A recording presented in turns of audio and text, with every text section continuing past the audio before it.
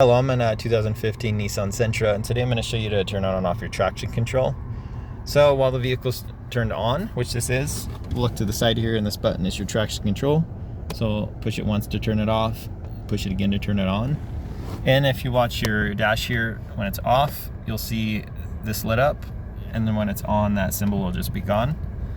Typically you want it just like this, where it's on most of the time. You might turn it off in vehicles in situations where, say, you're towing something, which you probably aren't going to do in a Sentra. And then otherwise, if you're on really rough road conditions, like a lot of loose gravel, snow, ice, things like that, you might have it turned off.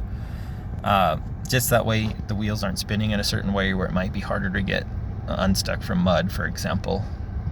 And if this button isn't getting the symbol to go away, no matter how many times you click it, I would recommend taking a code reader to your OBD2 port and seeing if maybe there's a code that indicates there's something broken or needs repaired or replaced in your suspension system.